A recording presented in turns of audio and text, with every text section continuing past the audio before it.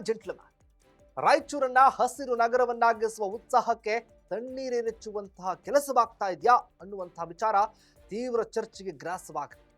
ಪರಿಸರ ಪ್ರೇಮಿಗಳು ಗಿಡ ನೆಟ್ಟು ಪರಿಸರ ಸಂರಕ್ಷಣೆಗೆ ಮುಂದಾದರೆ ಪಾಲಿಕೆ ಮಾತ್ರ ಪರಿಸರ ಸಂರಕ್ಷಣೆ ಹೆಸರಲ್ಲಿ ಮಾನವ ವಿರೋಧಿ ಗಿಡಗಳ ಪೋಷಣೆಗೆ ಮುಂದಾಗಿದೆ. ಎಸ್ ವೀಕ್ಷಕರೇ, ನೆಲ ಜಲ ಭಾಷೆಗಾಗಿ ಪ್ರಾಮಾಣಿಕ ಪತ್ರಿಕೋದ್ಯಮ. ನೀವು ನೋಡ್ತಾ ಇದ್ದೀರಿ ಫೋಕಸ್ ಟಿವಿ. ನಾನು ಶಿವು ರಾನರಾಪುರ.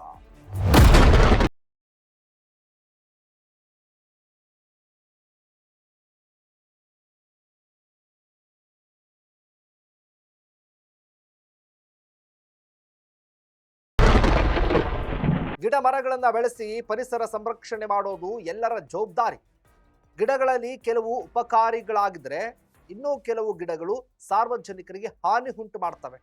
ಇಂತಹವುಗಳಲ್ಲಿ ಕೋನೋಕಾರ್ಪಸ್ ಗಿಡಗಳು ಕೂಡ ಸೇರ್ಕೊಂಡಿದ್ದಾವೆ. ಕೋನೋಕಾರ್ಪಸ್ ಗಿಡಗಳನ್ನ ದುಬೈ ಗಿಡಗಳು ಅಂತ ಕರೀತಾರೆ. ಈ ಗಿಡಗಳು ಜನರಲ್ಲಿ ಆರೋಗ್ಯ ಸಮಸ್ಯೆಗಳನ್ನ ಉಂಟು ಮಾಡುತ್ತೆ. ಸ್ಥಳೀಯ ಸಮಸ್ಯೆಗಳಿಗೆ ಇವುಗಳು ಹಾನಿಕಾರಕ ಅಂತ ವಾದಿಸಿ ತೆಲಂಗಾಣ, ಗುಜರಾತ್ ಹಾಗೂ ಕರ್ನಾಟಕದ ಯಾದಗಿರಿಯಲ್ಲೂ ಕೂಡ ಈ ಗಿಡಗಳಿಗೆ ನಿಷೇಧವನ್ನ ಹೇರಲಾಗಿದೆ. ಈ ಗಿಡಗಳಿಗೆ ಅಧಿಕ ನೀರೇನು ಬೇಕಾಗಿಲ್ಲ.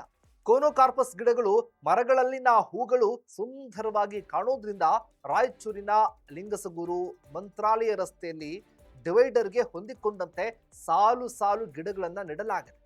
ಇವುಗಳು ತುಂಬಾ ಎತ್ತರವಾಗಿ ಬೆಳೆದಿದ್ದಾವೆ. ಪಾಲಿಕೆಯಿಂದ ನಿತ್ಯ ಈ ಗಿಡಗಳಿಗೆ ಟ್ಯಾಂಕರ್ ಮೂಲಕ ನೀರುಣಿಸಿ ಪೋಷಣೆ ಕೂಡ ಮಾಡಲಾಗ್ತಾ ಇದೆ. ಕೋನೋಕಾರ್ಪಸ್ ನೀರಿಲ್ಲದೆ ಬೆಳೆಯುವ ಕಾರಣ ಕೆಲ ವರ್ಷಗಳಿಂದ ಸದ್ದಿಲ್ಲದೆ ಹಲವೆಡೆ ಬೆಳೆದಿರುವ ಕೋನೋಕಾರ್ಪಸ್ ಗಿಡಗಳು ಇದೀಗ ಬಹಳ ಎತ್ತರಕ್ಕೆ ಬೆಳೆದಿದ್ದಾವೆ.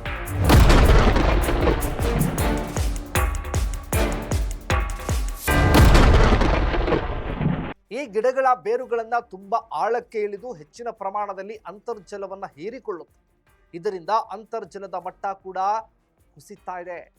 ಈ ಮರಗಳು ಕಠಿಣ ಪರಿಸ್ಥಿತಿಯಲ್ಲೂ ಕೂಡ ಬೆಳೀತವೆ ಹಾಗೂ ವರ್ಷವಿಡೀ ಹಸಿರಾಗಿರ್ತವೆ. ಇವುಗಳು ನಗರ ಪ್ರದೇಶಗಳಲ್ಲಿ ಮಾಲಿನ್ಯ ನಿಯಂತ್ರಣ ಮಾಡೋದಕ್ಕೆ ಮತ್ತು ಮರುಭೂಮಿಯಲ್ಲಿ ಬಿರುಗಾಳಿಗಳಿಂದ ಮರಳು ತಡೆಗೆ ನೆರವಾಗುತ್ತಿದೆ.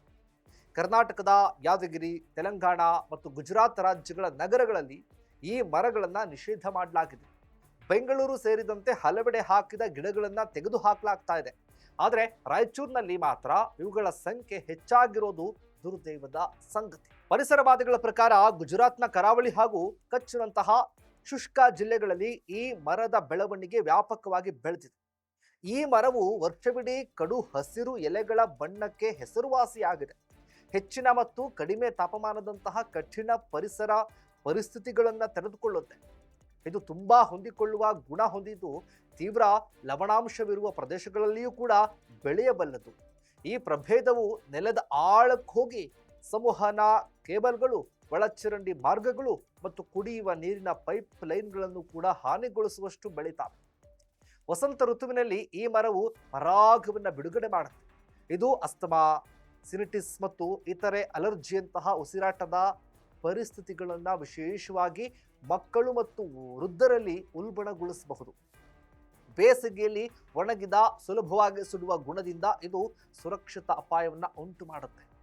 ಕೋನೋಕಾರ್ಪಸ್ ಗಿಡಗಳನ್ನು ಯಥೇಚ್ಛವಾಗಿ ಬೆಳೆಸೋದಕ್ಕೆ ಮುಂದಾಗಿರುವ ರಾಯಚೂರು ಪಾಲಿಕೆ ನಿಲುವು ಅಡ್ಡದಾರಿಗೆ ಮುಂದಾಗಿದೆ ಅಂತ ಅನೇಕರು ಟೀಕೆ ಮಾಡ್ತಿದ್ದಾರೆ. ಬಿಸಿ ಮತ್ತು ಶುಷ್ಕ ಹವಾಮಾನ ಉಪ್ಪು ಭೂಮಿ ಹಾಗೂ ಬರವನ್ನು ಸಹಿಸಿಕೊಳ್ಳುತ್ತೆ. ದಟ್ಟ ಎಲೆಗಳಿಂದಾಗಿ ನೆರಳು ನೀಡೋದಕ್ಕೆ ಹಸಿರು ಗೋಡೆ ಮತ್ತು ಬೇಲಿ ಮಾಡೋದಕ್ಕೆ ಈ ಗಿಡಗಳನ್ನು ಬಳಸ್ತಾರೆ. ಒಟ್ಟಾರೆ ಪರಿಸರ ಸ್ನೇಹಿ, ಮಾನವ ಸ್ನೇಹಿ ಗಿಡ ನೆಡುವ ಮೂಲಕ ರಾಯಚೂರು ಪಾಲಿಕೆ ವ್ಯತಿರಿಕ್ತ ಗಿಡಗಳಾದ ಕೋನೋಕಾರ್ಪಸ್ ಗಿಡ ಬೆಳೀತಾ ಇರೋದು ತೀವ್ರ ಚರ್ಚೆಗೆ ಗ್ರಾಸವಾಗಿದೆ. ಇದಾಗಿತ್ತು ಫೋಕಸ್ನ ಸ್ಪೆಷಲ್ ರಿಪೋರ್ಟ್. ನೆಲ ಜಲ ಭಾಷೆಗಾಗಿ ನೋಡ್ತಾ ಇರಿ